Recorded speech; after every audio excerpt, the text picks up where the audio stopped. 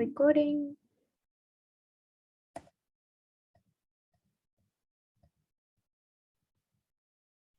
Hello again. Thank you for joining for our weekly Python Fundamentals course or study jam. And last time we were practicing some problems, and we have solved about 2 of them. And the rest, I just let you guys to think about more during the week. So we will go through I want to show all of you, especially those who missed the last session, the problems that we were trying to solve. And let me find it on my desktop. Okay. Is there someone who tried to solve it, to finish these problems? Dimral, Abdullah?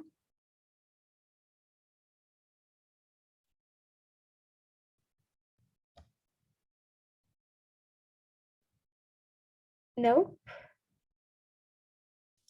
Right there. Yes, yes. Oh, it's number 4 and 5. Yes. Mm-hmm. Let's. So we already covered the first problem, right? I think, and the second. So let's go through the fourth. If you want to share your screen, I'll stop here. And please share your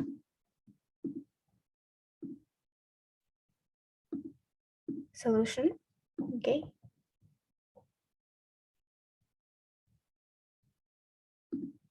So the problem was the first one, right?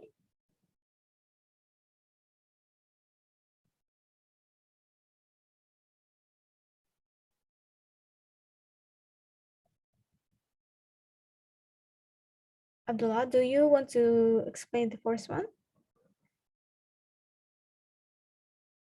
Somehow I don't hear you. You are mute. I think. Sorry. Yeah. Number 4. Number 4.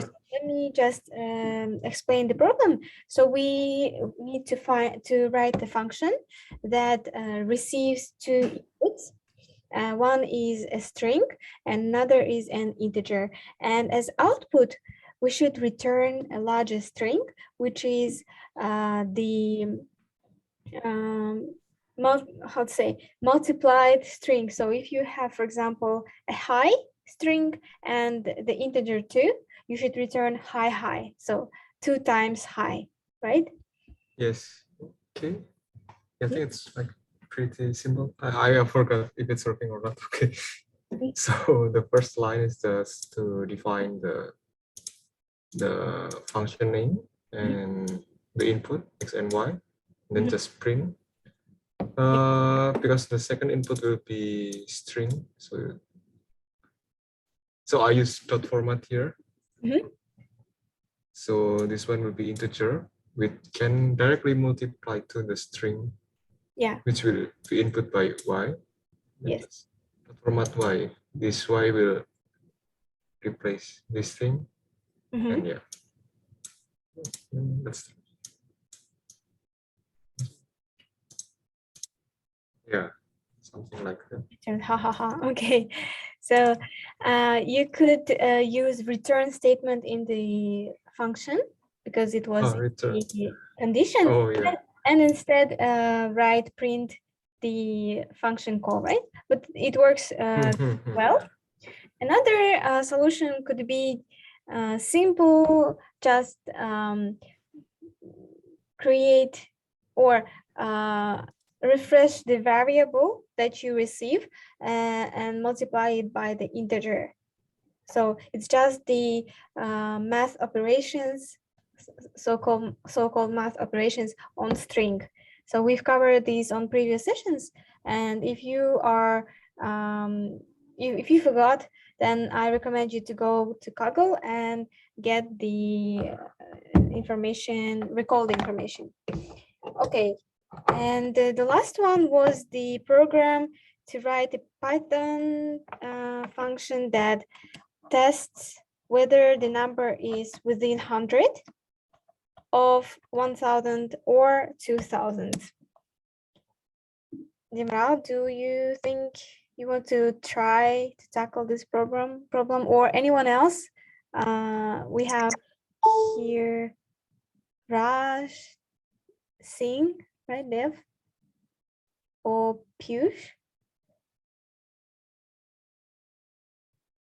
Anyone wants to try? There is no punishment for not knowing the solution. We will guide through the process.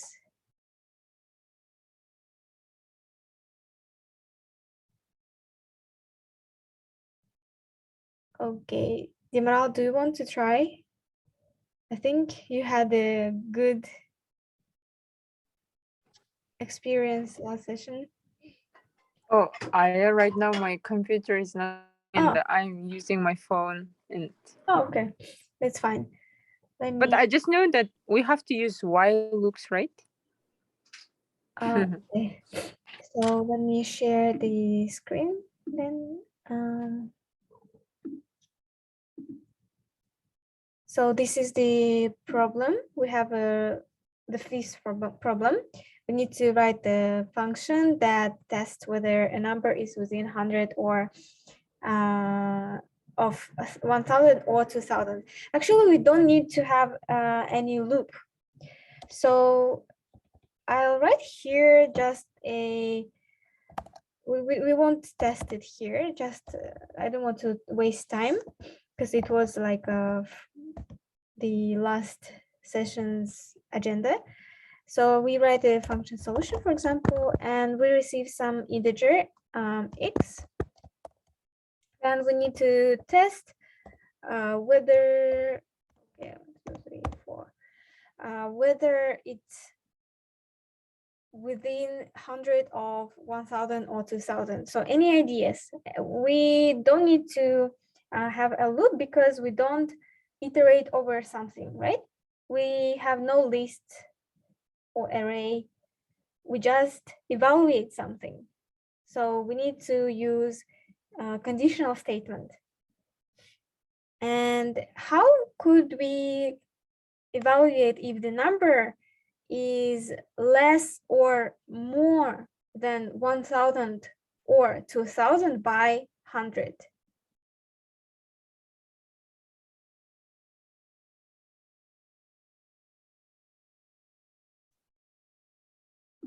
Any ideas?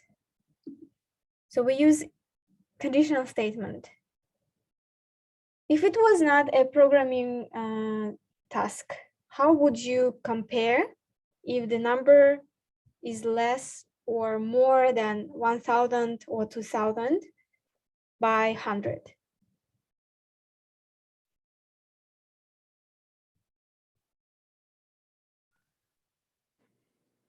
Using if. Yeah, okay. If, and then just in real life, how you compare if the number is less or more than 1000, for example, by 100? Excuse me?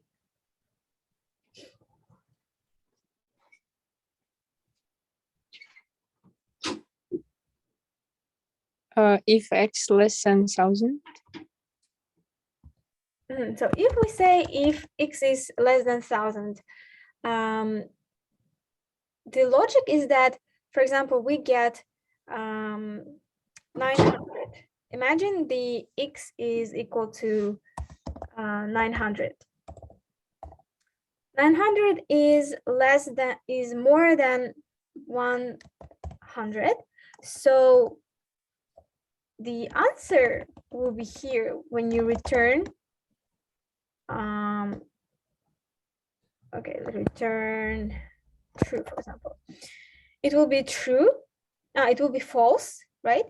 So else return true, return false. Because 900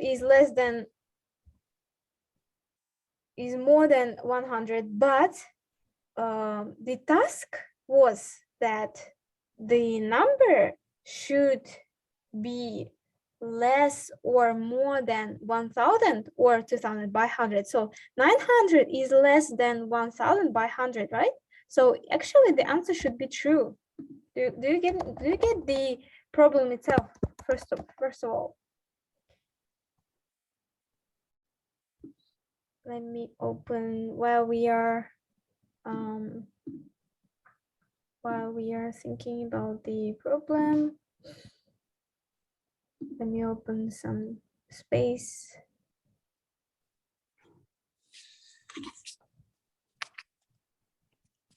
So 900 is less than 1000 by 100, right? So the return will be true. If we have 800, the return will be false because 800 is less than 1000 by 200. Okay, so we have the range of 100. Do you get the idea?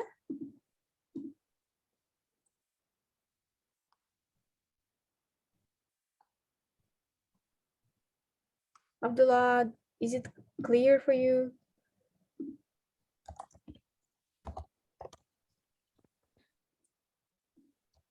Okay.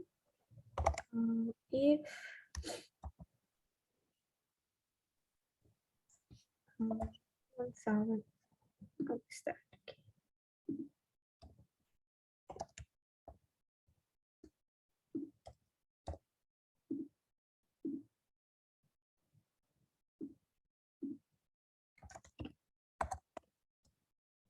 Solution. Okay, so we receive x if 1000 minus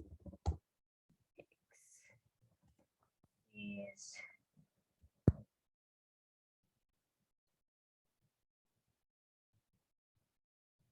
is more than 100, and I take ups value, or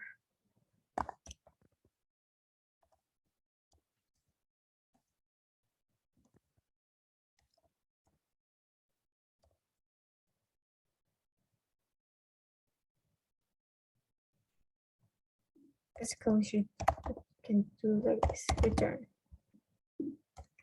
So then we print.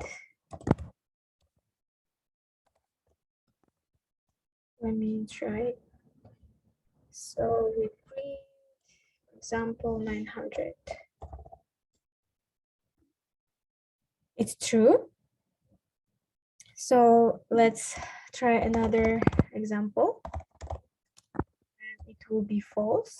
So I want to explain you the, maybe you don't understand the logic or the task itself. And we will get, for example, to, okay. Oh, no. So the task was numbers within 100 of 100 or 2000. Okay, okay.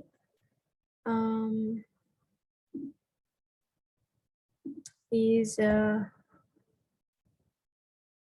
less than equal and less than equal. Yes. Okay. Sorry, Aya. Yeah. Are you sharing your Jupyter notebook or? Yeah. Do you? Oh, you don't see it, right? No. Oh, okay, okay, okay. Let me share entire screen. Okay, share. Do you see now? Yes. Oh, okay. So, thank you. Oh, okay. So I wrote the function here. We get the x input integer, and we return something. So, for example, we get the number 900, and 1000 minus 900 is equal to 100. So the value 900 is within the range of 100, right? from 1000. That's why we get true. And we don't care about this because we have the OR operator, which means if either of this is true, the return will be true. Then if we get higher value, for example, 1100, and if we perform this abstraction, the value will be negative. But to get rid of this the problem of negative number, we use the abs function, which returns the absolute value, right? And 1100 is still within 100 from 1000, so the answer is true. But if we get the number as, for example, 2500, it is more than 100 from 2000, right? Do you get the idea? Yes. Yeah, so this would be the answer to the last problem. Okay. Yeah, this is interesting. Using OR. Yeah, great. Yeah. So if we had and, then what would be the answer?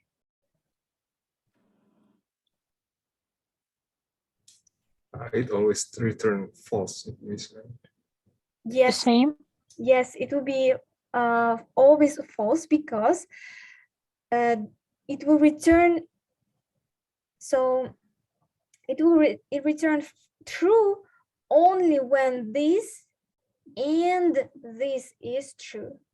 If either of these is false, it will be false. So we also covered it in last sessions. I think you need to recall that the operators. So if we have true and true, the answer will be true. If we have true and false, the answer will be false. If we have false and true, the answer will be false. And we have false and false, the answer will be false. But for OR operator, so what it means is that both conditions must be met, both conditions must be true for a result to be true. Okay. Oh, we have a Rush. Okay. Oh, you solved the first problem. Okay, very nice. We will look at it later. And for example, if we have true or false, it means or means either of these evaluations. If either of these evaluations is true, then let's return true. And same for this. So we will have true.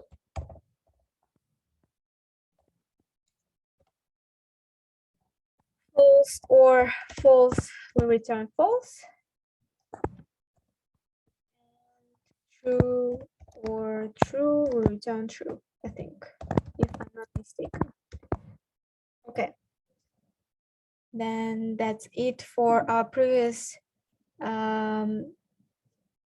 solutions. We will look, if you had time, we will look at the solution that Raj had shared. And today I wanted to finish the topic of lists that we haven't finished yet. So we already know that the lists are the data types that can have different, so it's an array of something. It can have different data types, for example, integers, strings, or strings and integers together. So it can be diverse, right? And we also know some methods that can be done on strings. For example, we can measure the length of a list using the len function. We can sort the list by the from least to large, or we can use the reverse function, actually reversed, which will use the reverse sorting, right, from largest to smallest. We can sum up the integers inside the list using the sum function, or find the max and minimum number integer or float from the list. And now I want you to introduce another list method. So before we used functions, minimum, maximum, sum, len, but lists have their own methods, which are written by dot notation. For example, planets dot append, and we use the argument Pluto, so it will append this integer, this string, into the existing array. So let me remind you that planets is an array of planets names. This is our array. So we can suppose that in the end we should have Pluto now. So if we now print planets, we see here Pluto was added. And in order to get rid of the last elements or that added, we can use the pop method. And we don't need any argument here because pop method removes the last element of a list. Okay, so if we now use pop method, the Pluto will be removed, and now we have the original list. Then we can also search items in a list using their name, for example, using the index method and the name of an item. For example, we want to use Earth, find Earth. We will write Earth here as a string argument, and it gives us 2, which is the index of this item. So let's find the Earth here. We start counting the items from 0. So Mercury is 0, Venus 1, Earth 2. So that's why we have here the output 2. Now, if we want to find the index of Pluto, we will encounter a value arrow, and we read that Pluto is not in the list. So it's fair enough because we already used the pop method here, right? So it's not in the list anymore. Okay, and if we want just to evaluate, or how to say, to question whether some elements are present in the list, we just use this kind of format. We put the item in planet. So it's kind of like a just English language, spoken language. We say Earth in planets, and it will return true or false. Or Kalbe frogs in planets, it will return false, because this statement is false. There are no Kalber frog planet in the planets string.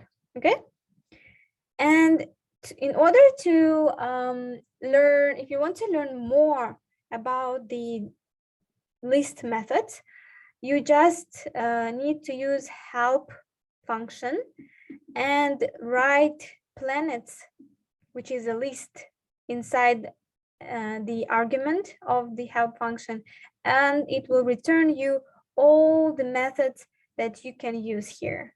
Okay, so if you are interested, I recommend you to do this. And another thing is the tuples.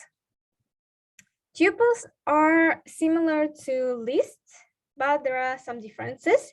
For example, lists are bound by the square brackets, but tuples are used with round brackets, right?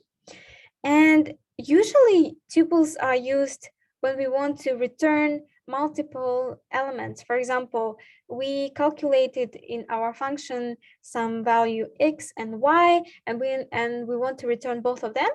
So we will use this notation, return. I will write it here. I will delete this. For example, we have a function that doesn't need any arguments, and we compute two numbers, for example, 1 plus 2, and y equals to 4 multiplied by x.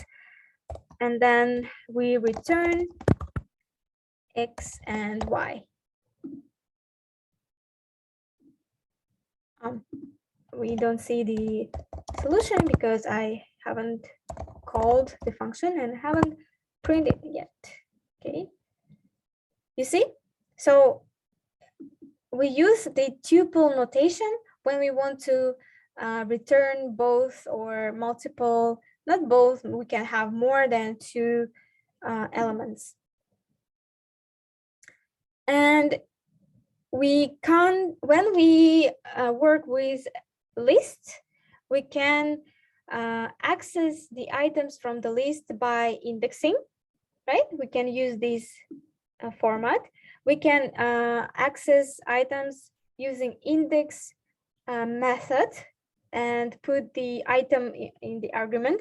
But with tuples, we cannot do the same operations because they are immutable, which means they are, how to say, they have no order, and they are not, you cannot change them, okay? Let me find the example, maybe from the coding challenge, from the exercise itself. So I will send you the link, and let's do the exercises together. This way, I want to encourage you to do the Kaggle lessons and exercises, because only when you actually program yourself, you write the code, that's when you learn. If you just watch others, you won't be able to learn. It's like you can't learn how to swim without even getting into the water. Okay, so please open the link that I sent you, and as usual, I want you to keep in mind that in order to this lab to work, you need to run all the first codes here to set up the environment so that you can check your code or do any other things with the code. Okay, and when you run this code, we can then proceed to the first task. And the first task is we need to complete the function called select second, and it gets some argument L.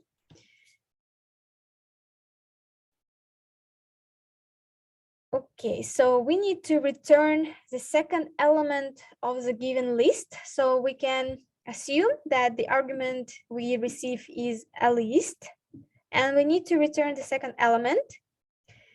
And if the list has no second element, imagine the list is empty, then we need to return none. I'll give you about 2 minutes, or if you need more time, you can say so. Just unmute yourself. Don't be afraid. Feel free to just give ideas, talk, discuss everything. What do you think I should write here? How should I write this function? Or you can send your solution in the chat. .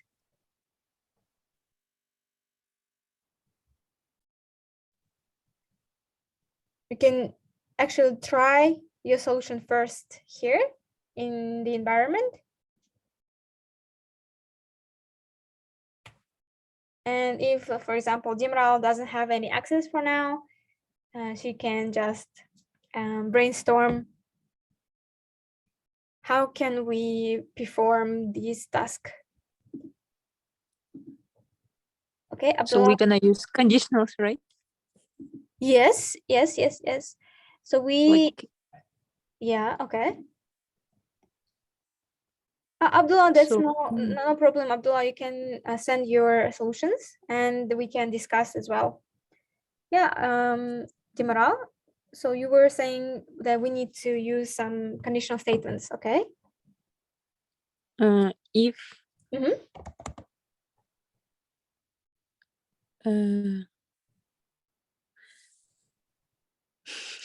okay, I'm stuck. But I think we're gonna use square brackets and the inside one because it's second element. Yeah. So what are the conditions when the second element can be empty? What do you think? Imagine I have this kind of array, for example.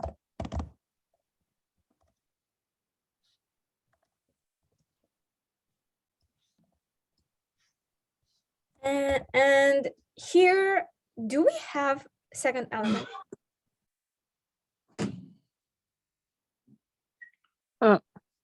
5? Yeah, 5. 1, 2, 7, right? 7. Or 5 second element. So it depends on how we understand this. If the list has no second element. Okay, I think 5. They mean the second element. So we have 4 elements. If there is no second element, 5. Okay, so we have here second element. Now, if I delete this second element, now do we have second element here? Yeah. Yes, we have. It's 7, right? Oh, So the only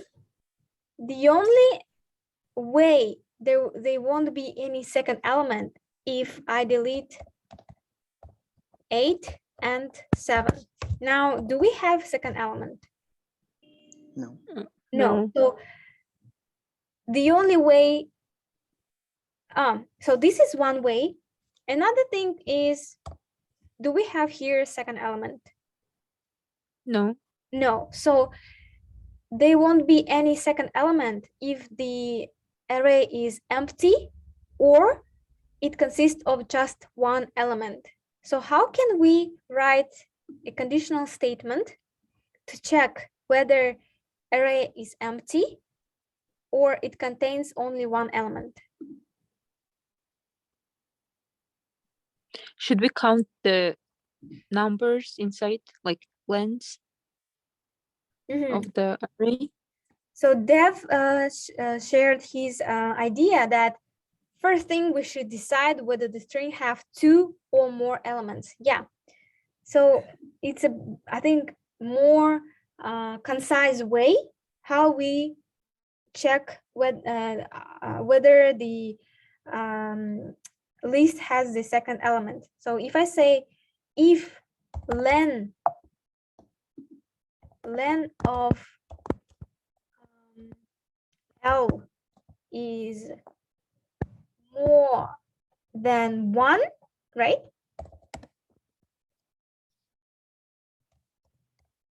If it's more than 1, then we need to return the second element, right? How I should write it? Return L2, L1 square in square brackets. Okay. And otherwise, we just return none, right? Because if this condition is false, then our array is equal or less than 1, right? Yeah. No problem, Dev. So we are discussing right now. Yeah, so Abdullah says, okay, so he has different approach. I hope you all can see the chat. So he said, if len is less than 2, so it means if len is 0 or 1, then return none, else return the second one. Yeah, so it's same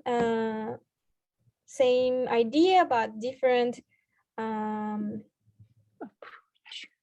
not approach, like a different, how to say, style maybe. Okay, let's try and run. Okay, we just can check. Correct. Okay. I can ask question. Yeah, sure. Like, don't we need else before return none, or is it correct way? Yeah, so we could use else. So if this is not true, then else do this. But we can also use return none, because if this is not true, then the program will just go further and return none. So both ways are correct. For example, if I now use the Abdullah's version, it would be same, right? Mm.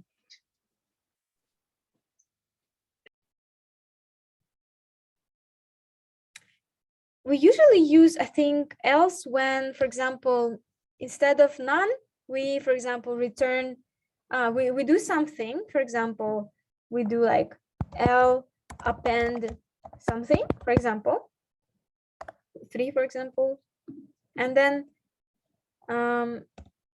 we return something else.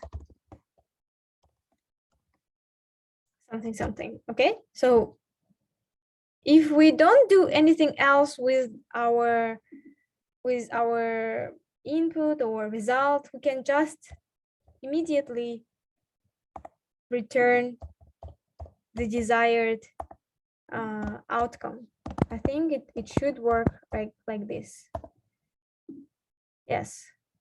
So the purpose of else is like, if one condition is true, do this. If not, then do this. And then we can either return output or print output. And in this task, we just compare, okay, if the list has no second element, return none. Otherwise, just the program should return us the second element, right?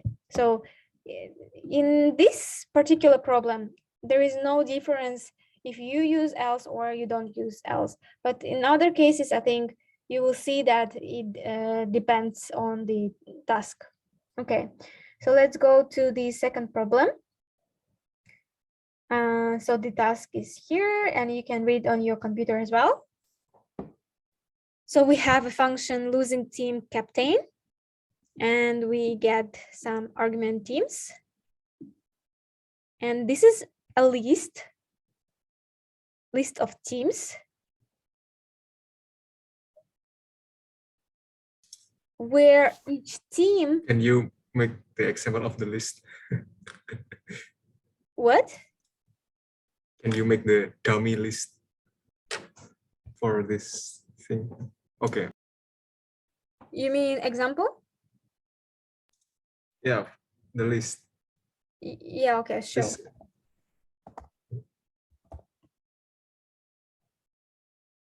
I see. So you want to understand the structure of this list, right? no, I don't want to type my own list. I see. Okay. Okay, I can do it because still I should explain you if you don't understand the task. I'll just give you about 2 minutes, okay? So please try this problem yourself. If you do not code right now, just think about how would you code, like mentally code it, or how would you approach this problem?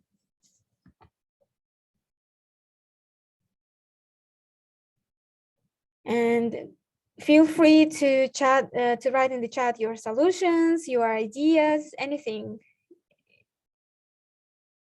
For example, I really like that Dev shared his idea before. So we encourage everyone to participate in our discussions.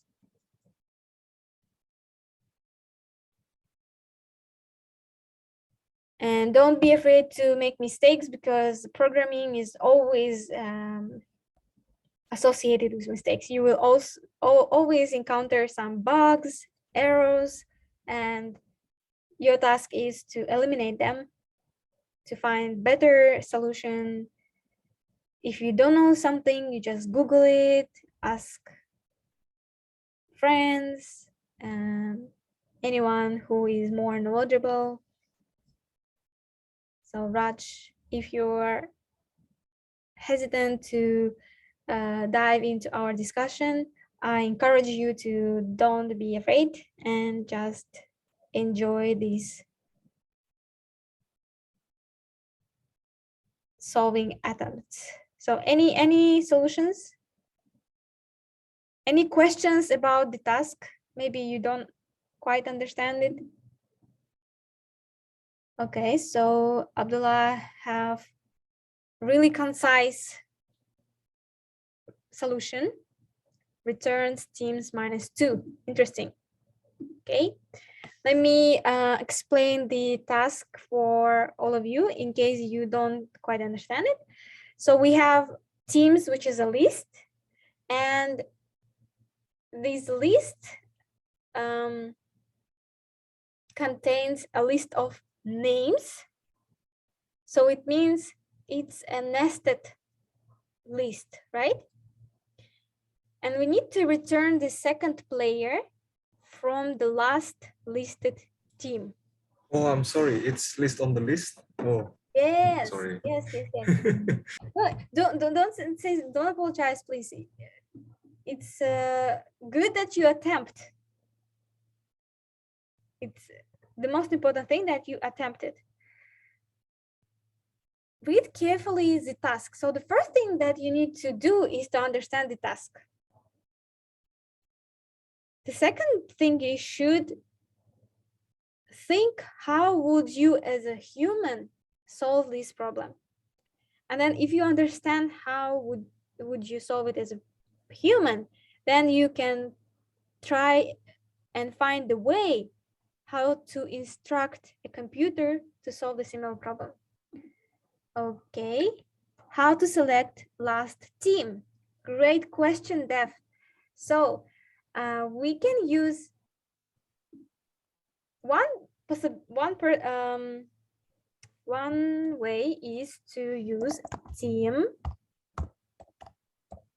-1. So it would be the last object in a list, right? For example, I think it works. Let me create a list of lists. So for example, we have first team, which is Abdullah. And for example, Raj is there. And then the second list is Dev and Jimaral. And then me and someone, for example, I don't know, some team. Now, I would better use this new line of code. Okay.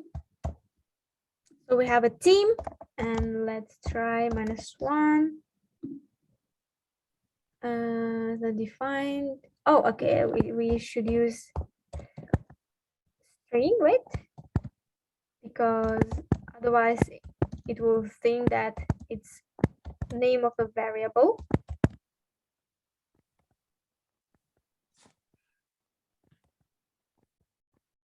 Oops, what I did.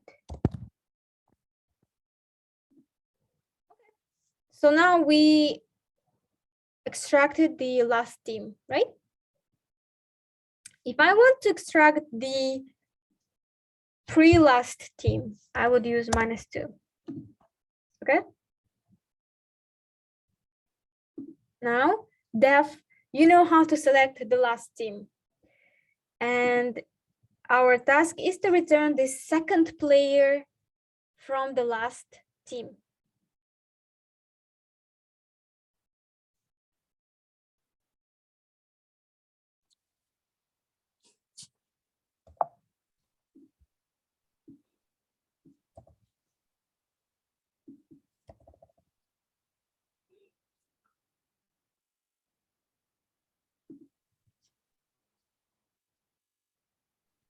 Abdullah have a solution. Okay, let's discuss it. Please continue thinking about the problem. Any ideas? No code, anything. We welcome anything. Okay, let's discuss the solution that Abdullah has. Oh, Raj has also suggested new solution. Let's also discuss it. Okay. So Abdullah says, so he creates a new variable x, and it will store our last team, right? Then he returns x minus 2, return the second player. Okay. Minus 2, which is, I think it should work.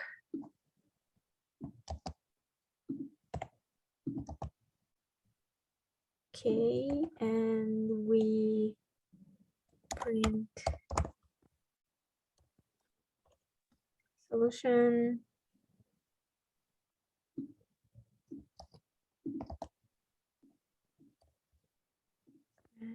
Will be team.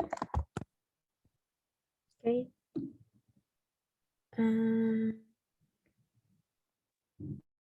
Team. That one was given. Oh, no solution. You have a losing team captain. Okay. Yeah. Okay. So, do you think it's a correct answer? Everybody, do you think it's a correct answer? Can't we just use just one instead of minus 2? Let's try it. Like second element. Team. Yeah. So do you think this is more correct?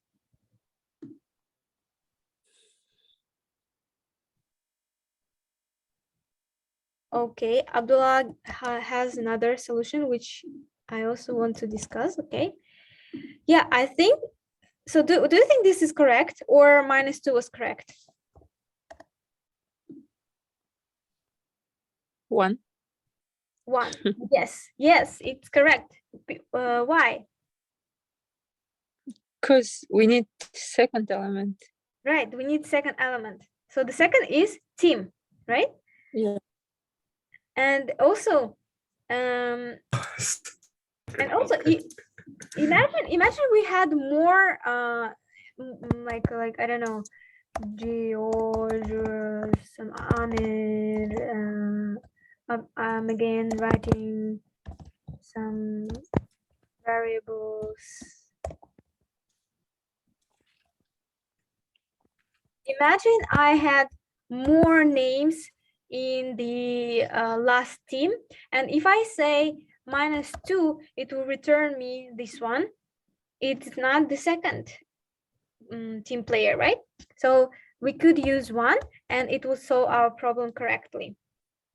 Now we have the solution by Raj, right? Okay, so he uses team 0, 1. Okay, team 0, 1. Let's try. Team 0 means, I think we can do it like this and like this. It will return Raj. So what it does, is it correct answer? It will just access the first element of the array. Yeah, so because it's 0. let's here write a comment. So the correct answer is team, right? We all know this because we need to have, we need to return second player from last listed team. Our last listed team is this one. The second player is team. So we need to expect team as a correct answer. Raj is not correct answer. So what it does, Raj access the first team, yeah, this one. And then from the first team, he takes the second element, right? 0, 1, Raj. So I love the style. I really love the style because it's so concise. But if we change something a little bit of this, we will get the correct answer. Raj, what do you think you could change here to get the correct answer?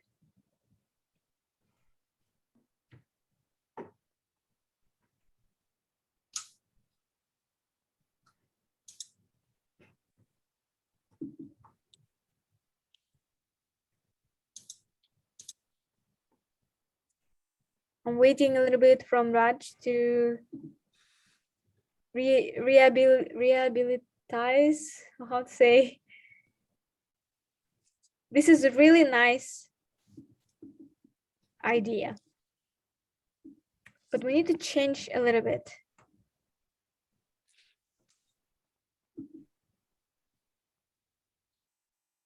Okay, so actually,